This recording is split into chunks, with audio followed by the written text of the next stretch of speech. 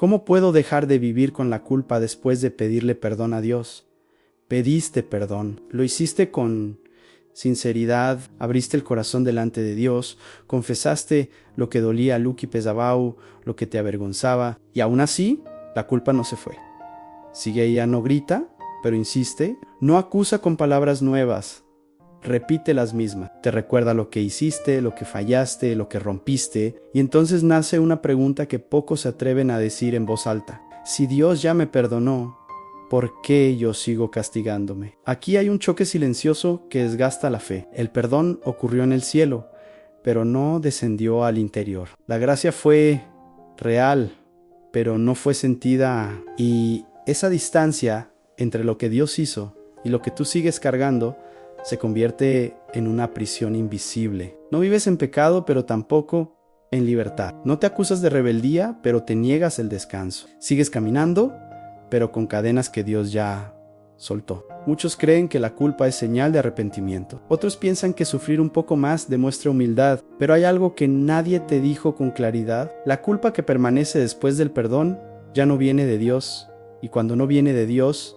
no sana, solo paraliza. Este no es un mensaje para minimizar el error ni para borrar el pasado. Es un llamado a entender por qué sigues viviendo como culpable cuando Dios ya te llamó perdonado. Porque el problema ya no es lo que hiciste, sino lo que sigues creyendo de ti después de que Dios habló, quédate aquí. No para justificarte, sino para soltar una carga que ya no te corresponde, porque vivir en culpa no te hace más santo. Te hace más cansado, y Dios no te perdonó para verte agotado, sino restaurado.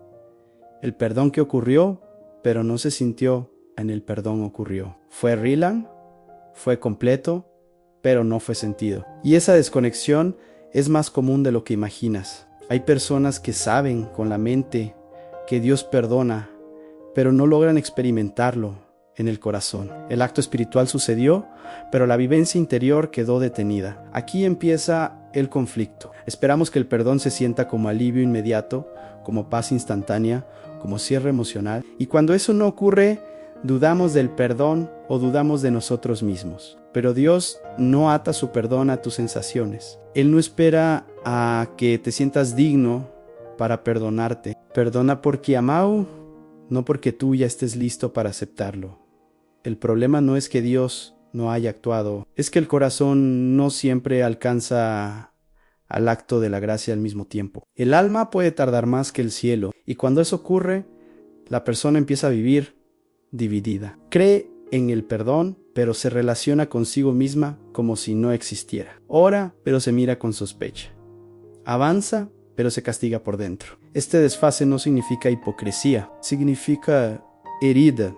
Significa que algo quedó abierto, no por falta de fe, sino por dolor no procesado. Y mientras ese dolor no se toque con verdad, la culpa ocupa su lugar. Dios no te pide que sientas algo para validar lo que Él ya hizo. Te invita a confiar en su palabra más que en tu emoción. Porque la libertad no empieza cuando la culpa desaparece. Empieza cuando decides creerle a Dios por encima de lo que sientes. En el siguiente momento vamos a tocar una verdad que incomoda, pero libera. La culpa que sigues cargando ya no tiene origen divino. Y entender eso cambia por completo la forma en que te miras y te relacionas con Dios. La culpa que ya no viene de Dios, después de pedir perdón, hay una verdad que cuesta aceptar. La culpa que permanece ya no viene de Dios. Eso desconcierta, porque muchos crecieron creyendo que sentirse culpable era señal de conciencia limpia, de humildad, incluso de fe. Pero cuando Dios perdona, Él no deja restos, no guarda una parte del error para recordártela después. El perdón divino no es parcial, es total. Lo que sigue acusando ya no tiene su voz. Aquí ocurre una confusión profunda. La persona siente culpa y asume automáticamente que viene de Dios, como si Él siguiera señalando, esperando algo más, pidiendo un castigo adicional. Pero Dios no funciona así. Cuando Él absuelve, no vuelve atrás, no reabre el caso. No cambia de opinión según tu estado emocional. El problema es que otras voces sí lo hacen. La culpa que permanece después del perdón suele venir de la mente, y la memoria o de la vergüenza acumulada, o de una imagen distorsionada de Dios, una imagen donde Él perdona con condiciones donde la gracia tiene letra pequeña, donde el error define más que la redención. Y esa imagen no nace del Evangelio, nace del miedo. Dios no te perdona para luego vigilarte con desconfianza. No te limpia para después mantenerte a distancia. Cuando Jesús perdonaba, lo hacía sin reservas. A la mujer acusada no le recordó su pasado. Al paralítico no le exigió penitencia emocional. Al ladrón en la cruz no le pidió pruebas. Perdón significó restauración inmediata de dignidad. Cuando sigues cargando culpa después de haber pedido perdón, no estás siendo más obediente. Estás dudando del carácter de Dios sin quererlo. Estás diciendo que tu error tiene más peso que su gracia, y eso no honra a Dios, lo contradice. Aceptar que esa culpa ya no viene de Él es un paso difícil, porque implica soltar algo que te ha acompañado mucho tiempo. La culpa se vuelve familiar, se siente como una forma de protección, pero en realidad es una prisión que Dios no construyó. En el siguiente momento vamos a ir más profundo, porque esa culpa que ya no viene de Dios muchas veces se queda porque el pasado dejó de ser un recuerdo y pasó a convertirse en identidad. Y ahí es donde la herida se vuelve más difícil de soltar. Cuando el pasado se convierte en identidad, hay un punto en el que el pasado deja de ser un hecho y se convierte en un nombre. Ya no dices cometí un error, empiezas a decir yo soy ese error, y cuando eso ocurre, la culpa deja de ser un sentimiento y pasa a ser identidad. No te acompaña, te define, no te visita, te habita. Aquí es donde la herida se profundiza, porque el Evangelio siempre separa el pecado de la persona, pero la culpa hace lo contrario. Une ambos hasta que parecen inseparables. Te miras y ya no ves un hijo perdonado, ves a alguien marcado. Cada decisión pasa por ese filtro. Cada intento de avanzar lleva a una pregunta escondida. ¿Quién soy yo para seguir adelante después de lo que hice? Este mecanismo es silencioso y devastador. No te rebelas contra Dios, no justificas el pecado. Haces algo más peligroso. Te quedas detenido en una versión antigua de ti mismo. Una versión que Dios ya no reconoce, pero que tú sigues sosteniendo por miedo, vergüenza o costumbre. La Escritura nunca define a las personas por su peor momento. David no quedó reducido a su caída, Pedro no fue llamado traidor, Pablo no fue presentado como perseguidor. Dios siempre narra a sus hijos desde la redención, no desde la culpa. Pero la mente humana insiste en narrarse desde el error, porque cree que así evita repetirlo. El problema es que vivir desde esa identidad no te protege, te limitan, te encoge. Te hace desconfiar incluso cuando haces lo correcto, porque si te defines por lo que hiciste, nunca te sentirás digno de lo que Dios te ofrece después. Y entonces la gracia se vuelve incómoda, casi sospechosa. Dios no te perdonó para que aprendas a vivir como alguien dañado. Te perdonó para que aprendas a vivir como alguien restaurado. Pero eso exige una renuncia profunda. Renunciar a la historia que te cuentas sobre ti mismo. Renunciar a la etiqueta que te pusiste cuando fallaste. Renunciar a la idea de que tu error dice más de ti que el amor de Dios. Mientras el pasado siga siendo tu identidad, la culpa siempre encontrará dónde quedarse. No porque Dios la envíe, sino porque tú le sigues dando un lugar. En el siguiente momento vamos a revelar una trampa espiritual muy común. El autocastigo que se disfraza de responsabilidad y que impide que la gracia haga su trabajo completo. La trampa espiritual de castigarse a uno mismo. Existe una trampa espiritual que atrapa a muchas personas sinceras. Nuis Gebeugiao no es falta de fe, es el autocastigo disfrazado de responsabilidad. La persona cree que si sigue sufriendo, si sigue recordando, si sigue reprochándose, entonces está siendo humilde, consciente, seria delante de Dios entero, pero en realidad está desconfiando de la gracia. El autocastigo parece virtuoso, porque se siente duro, porque duele, porque no se permite descanso. Pero el arrepentimiento verdadero no consiste en prolongar el dolor, sino en permitir que Dios transforme lo que dolió. Castigarte no repara lo que pasó, solo te mantiene atado a ello. Y Dios no sana a través de la tortura interior, sino a través de la verdad. Aquí hay una confusión peligrosa. Muchas personas creen que si dejan de sentirse culpables, están minimizando el pecado. Pero lo opuesto es cierto. Cuando Dios perdona, Él ya tomó el pecado en serio. Tan en serio que decidió soltarlo. Seguir castigándote, es decir, sin palabras, que el sacrificio no fue suficiente, que todavía falta algo por pagar, que la deuda no quedó saldada. Jesús no llamó al arrepentimiento para encadenar, sino para liberar. Nunca dijo, recuerden siempre lo que hicieron. Dijo, ve y no peques más. Eso no es condena continua, es nueva dirección. El autocastigo te deja mirando hacia atrás. La gracia te enseña a caminar hacia adelante con responsabilidad, no con vergüenza. El problema del autocastigo es que mantiene el control en tus manos. Mientras te acusas, sientes que sigues haciendo algo. Sigues pagando, sigues expiando. Pero aceptar la gracia implica soltar ese control y confiar en que Dios ya hizo lo que tú no podías hacer por ti mismo. Y eso incomoda, porque deja el ego sin tarea. Dios no te pide que te destruyas para demostrar arrepentimiento. Te pide que confíes lo suficiente como para permitirte vivir restaurado. El castigo continuo no te hace más fiel, te hace más desconfiado, porque en el fondo sigues creyendo que necesitas sufrir un poco más para merecer lo que Dios ya te dio. Mientras confundas autocastigo con responsabilidad espiritual, la culpa siempre parecerá necesaria. Pero cuando entiendes que castigarte no honra a Dios, sino que cuestiona su gracia, algo empieza a aflojarse por dentro. Y ahí comienza una sanación más profunda. En el siguiente momento vamos a tocar un punto muy delicado, la memoria que no fue sanada, porque muchas veces la culpa no permanece por desobediencia, sino porque el recuerdo todavía duele y no ha sido tocado por la verdad. La memoria que no fue sanada. Hay recuerdos que no acusan, pero duelen. No te señalan con palabras, pero te aprietan el pecho. No te dicen eres culpable, pero te hacen sentir pequeño. Esa es la memoria que no fue sanada. No es condena espiritual, es una herida emocional que quedó abierta después del perdón. Aquí muchos se confunden. Creen que si todavía recuerdan lo que pasó, entonces no fueron realmente perdonados. Pero recordar no es lo mismo que estar condenado.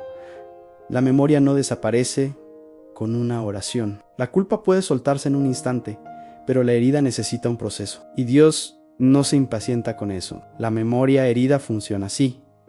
Vuelve en momentos de silencio. Aparece cuando intentas avanzar. Se activa cuando algo se parece al pasado y entonces el cuerpo reacciona antes que la fe. Aparece la vergüenza, el nudo en el estómago, el deseo de esconderte, no porque Dios te esté acusando, sino porque el dolor aún no fue tocado con verdad. Dios no borra la memoria como si fuera un archivo. La redime, la transforma, la coloca en su lugar. Pero para eso, primero hay que dejar de pelear con ella. No se sana lo que se niega, no se libera lo que se reprime. La sanación comienza cuando puedes mirar el recuerdo sin definirte por él en Jesús. Sanaba tocando, tocaba lo que dolía. No evitaba la herida, la confrontaba con amor. Así también Dios quiere tocar tu memoria, no para revivir la culpa, sino para quitarle el poder. Porque mientras el recuerdo siga siendo una herida abierta, la culpa siempre encontrará una puerta para entrar. Esto no significa volver a castigarte, significa permitir que Dios entre donde todavía duele. Decirle con honestidad, aquí sigo cargando algo, aunque ya sé que me perdonaste. Esa oración no ofende a Dios, lo invita, porque Él no solo perdona pecados, sana corazones. Cuando la memoria es sanada, el recuerdo pierde su veneno. Sigue existiendo, pero ya no gobierna.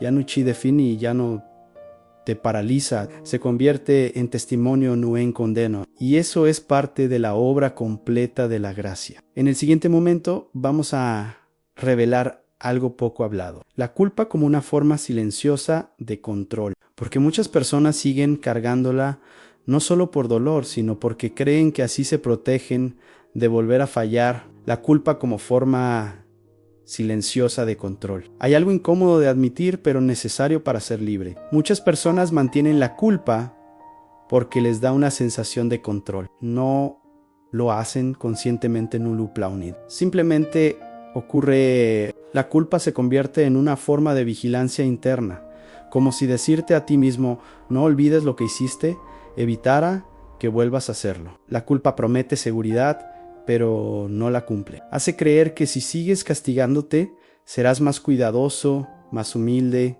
más obediente, pero lo que realmente hace es mantenerte tenso, desconfiado de ti mismo y temeroso de avanzar. En lugar de protegerte, te paraliza. En lugar de guiarte, te encierra. Aquí aparece una ilusión peligrosa, la idea de que sufrir un poco más compensa el pasado, como si el dolor actual equilibrara el error anterior. Pero el evangelio no funciona por equilibrio de culpas, funciona por gracia. Y la gracia no se controla, se recibe, se confía, se vive. Cuando usas la culpa como control, sigues colocando el centro en ti, en tu error, en tu miedo, en tu capacidad de fallar. La fe hace lo contrario. Coloca el centro en Dios, en su poder para transformarte, no en tu capacidad de equivocarte. La culpa dice, confía en tu sufrimiento. Dios dice, confía en mi gracia. Este tipo de control silencioso se nota cuando tienes miedo de sentirte libre, cuando piensas que si dejas de sentir culpa, te volverás descuidado, cuando la paz te parece peligrosa. Pero Dios no te llama a vivir vigilándote, te llama a vivir guiado por su espíritu. La transformación real no nace del miedo a caer, nace del amor que restaura. Pablo no dijo la culpa me mantiene en línea, dijo el amor de Cristo me impulsa. El impulso de Dios no viene de la condena, viene de la identidad renovada. Soltar la culpa como mecanismo de control es un acto profundo de fe, porque implica confiar en que Dios puede sostenerte sin cadenas, que su espíritu puede guiarte mejor que tu autoacusación, que no necesitas vivir bajo sospecha para vivir con responsabilidad. Mientras sigas usando la culpa como control, seguirás atrapado en el pasado. Pero cuando confías en que Dios te transforma desde dentro, no necesitas vigilarte con dureza. Empiezas a caminar con libertad y discernimiento. En el siguiente momento vamos a tocar un punto muy delicado y profundo. Aceptar el perdón no solo implica soltar la culpa,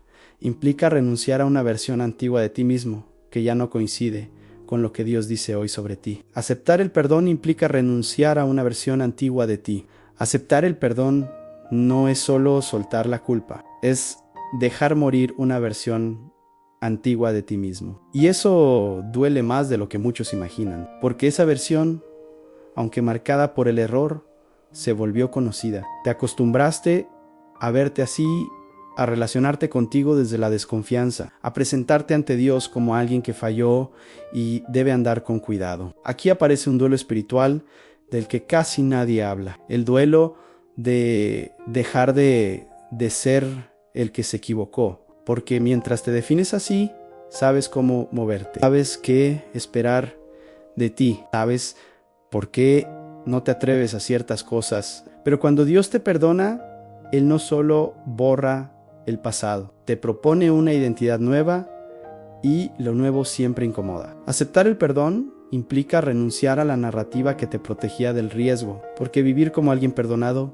te expone a la confianza, te expone a creer que sí puedes avanzar, que sí puedes servir, que sí puedes amar sin esconderte. Y eso da miedo cuando llevas mucho tiempo castigándote. Muchos prefieren quedarse en la identidad del culpable porque es predecible, dolorosa, pero predecible. La identidad restaurada, en cambio, exige fe, exige creerle a Dios cuando dice que ya no te define lo que hiciste. Exige dejar de presentarte ante la vida con la cabeza baja y empezar a caminar con dignidad. Dios no te perdonó para que vivas recordando quién fuiste. Te perdonó para que aprendas a vivir como alguien nuevo. Y eso requiere una renuncia consciente. Renunciar a la autoimagen que te mantenía a salvo del juicio, pero también lejos de la libertad. Mientras sigas aferrado a la versión antigua de ti mismo, la culpa siempre tendrá un lugar donde quedarse.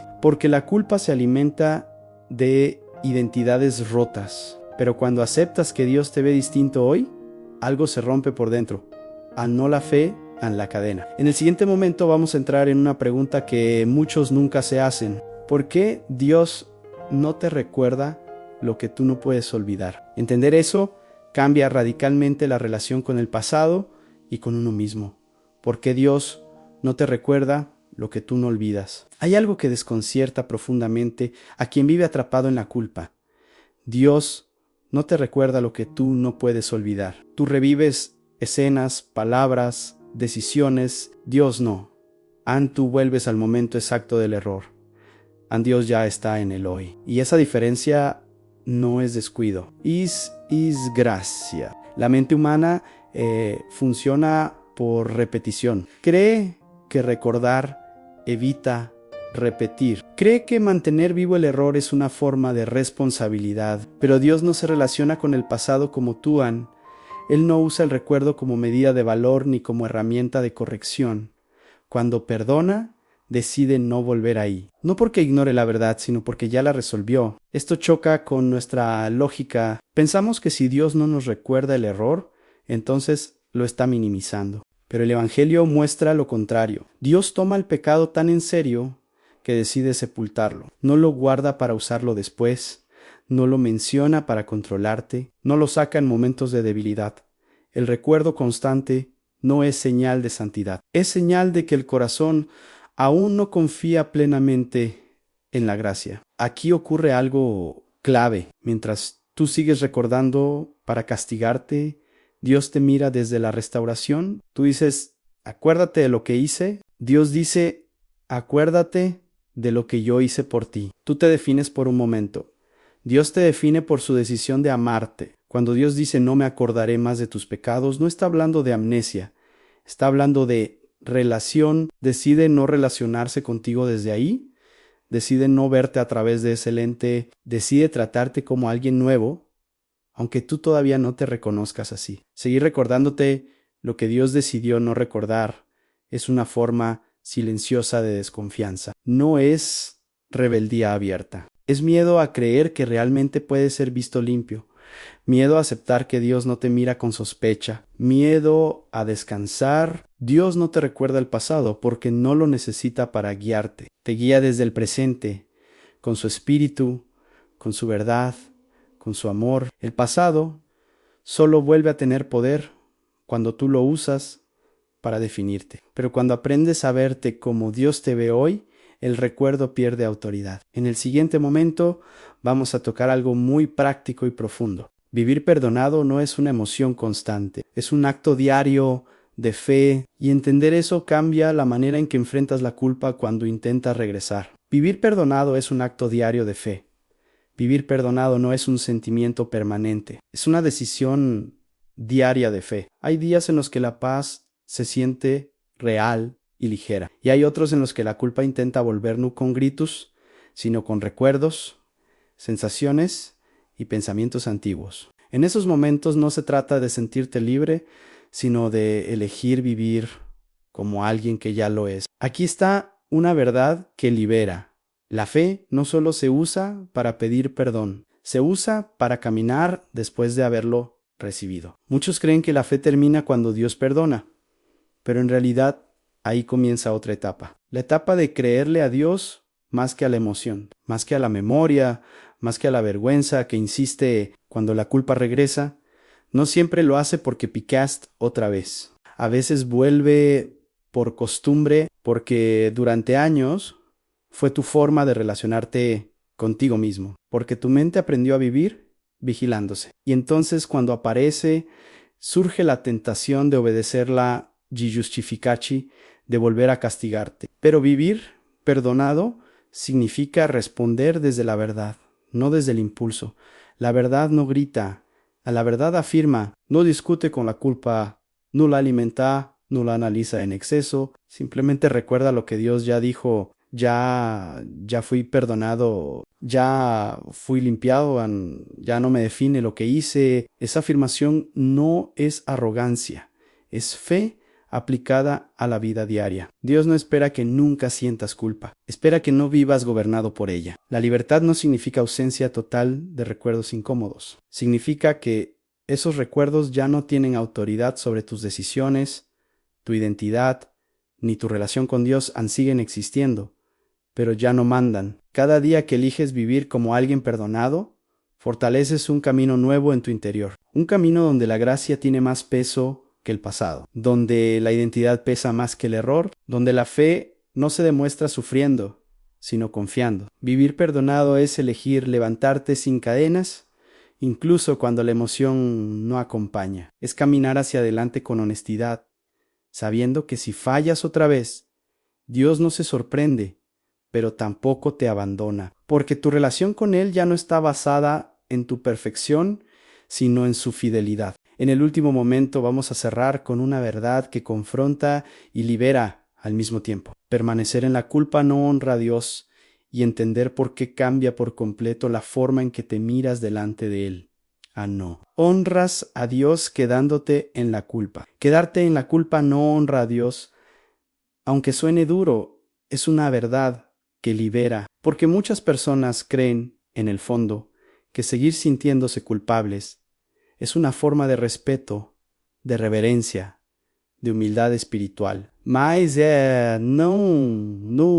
y permanecer en la culpa después del perdón no exalta la santidad de Dios, pone en duda su palabra. Cuando Dios perdona, Él no lo hace a medias, no lo hace con reservas. No lo hace esperando que tú completes el castigo con sufrimiento emocional. Su perdón es completo, definitivo y suficiente. Quedarte en la culpa es decir, sin decirlo, que su gracia no alcanzó, que su decisión necesita tu corrección, que su amor necesita ser equilibrado con tu dolor. Dios no se glorifica viendo a sus hijos encorvados por errores que Él ya soltó. Se glorifica cuando confías lo suficiente como para caminar libre, cuando aceptas que su perdón tiene más autoridad que tu memoria, cuando eliges vivir desde la identidad que Él te dio, no desde la vergüenza que tú mantienes. La culpa te mantiene mirando hacia abajo. La gracia te levanta la mirada. La culpa te encierra en ti mismo. La gracia te devuelve a Dios. La culpa te hace girar alrededor del pasado. La gracia te coloca en el presente, con esperanza real para el futuro. Dios no te pidió que te quedaras recordando, te pidió que lo siguieras. No te llamó a vivir castigándote, te llamó a vivir transformado. Y seguir aferrado a la culpa no te hace más obediente en ti, hace menos libre. Y Dios no sacrificó a su Hijo para darte una libertad incompleta. Hoy puedes soltar algo sin perder nada. Puedes dejar la culpa sin traicionar tu fe. Puedes caminar sin negar el pasado, pero sin vivir prisionero de Elan, porque tu historia no termina en el error. Termina en la gracia que lo redime. Si Dios ya te llamó perdonado, vivir como culpable no es fidelidad, es miedo, y el miedo no viene de Elan la fe. Sí, y la fe hoy te invita a algo simple y profundo, en descansar, en creer, en caminar. Dios no te está esperando con reproche, te está esperando con brazos abiertos, no para recordarte quién fuiste, sino para acompañarte en quién estás llamado a ser.